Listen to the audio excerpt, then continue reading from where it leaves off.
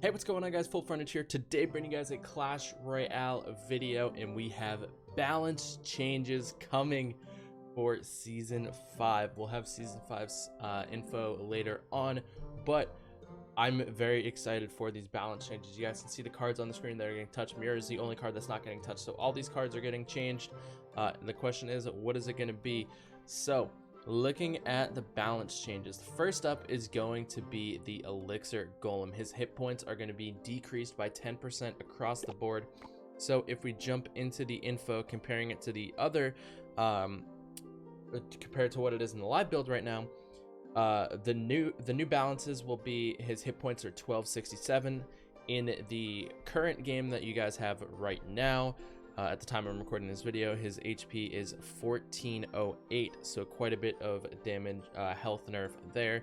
The Golemites are going to be going down from 704 to 633, and then the Blobs are going to be going from 352 to 316. So the Elixir Golem is getting a 10% health nerf. That is going to be a beautiful thing. Hopefully he's not going to be like completely taken out of the meta, but I think this will tone him down just a little bit and make him more immune to like splash damage. Bomb Tower is probably still going to be in the meta. Valkyrie will still probably be in the meta. Maybe Wizard might have its place in the meta. I don't know, we'll see, especially with the other changes soon, but we'll get to those in a sec. So the Witch now is going to be it's no more area damage, so she's no longer splash damage. She's single target, and it's going to be hit speed reduced from 1.4 seconds to 1.7 seconds. There's going to be a slower first skeleton spawn, so usually the skeletons spawn in 1 second. They're going to be spawning in 3.5 seconds now, and then the mast is increased by 100%, so she's no longer pushed by skeletons or anything like that. So she's going to be a little bit heavier, a little bit harder to push with weaker units. So the next card is going to be the Wall Breakers. So the area damage, as you guys can see on screen, is now 325. It goes down from 400, so a 19% damage nerf to the Wall Breakers. Its area damage radius is reduced from 2 tiles to 1.5 tiles, and now they slightly deploy further apart to fix the true red, true blue issues. When you were true red, you couldn't split the wall breakers if you placed them at the river. Now they're going to be spaced apart just a little bit further, so no matter where you place them on true red or true blue, they will split.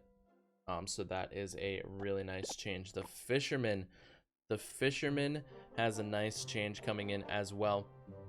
His hook range is going to be reduced from 7 to 6. It was 3.5 to 7. Now it's going to be 3.5 to 6. And his hook charge time is increased from 1 second to 1.1 seconds. So it's going to take him a 1/10 of a second longer to lock onto that unit and pull it in.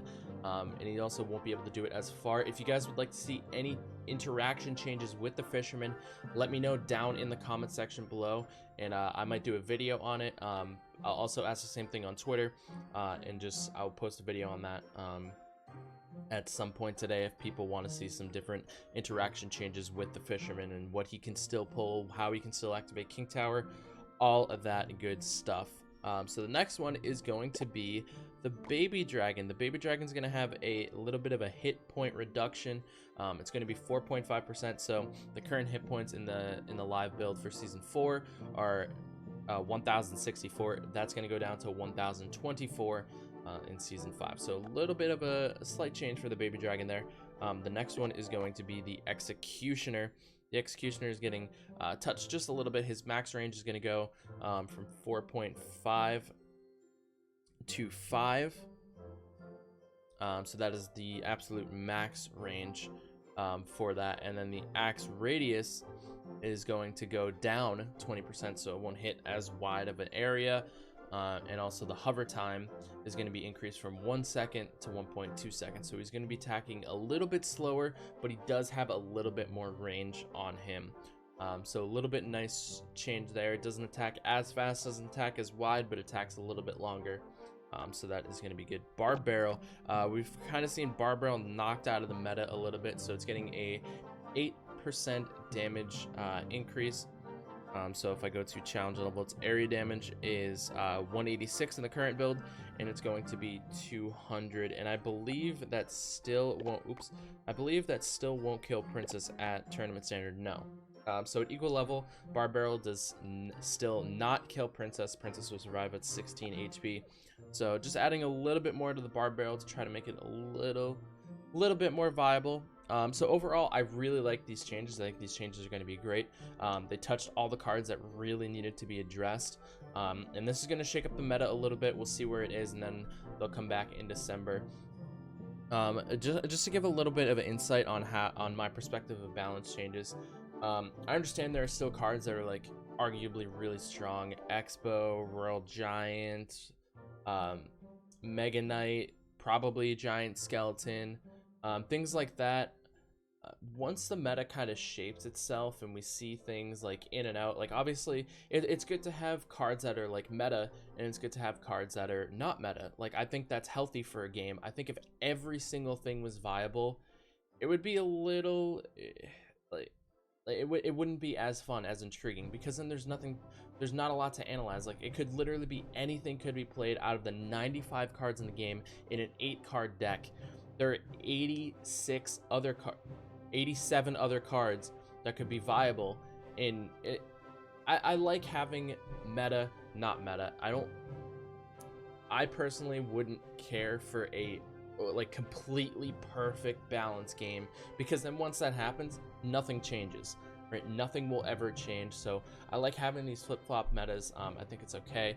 I think this meta was a little bit too out of control. I don't like when metas are out of control. I like when they're in control, but there's something that differentiates metas from past metas and kind of keeps the game fresh, keeps it interesting, puts new cards in, takes old cards out, stuff like that. So that's my take on balance changes.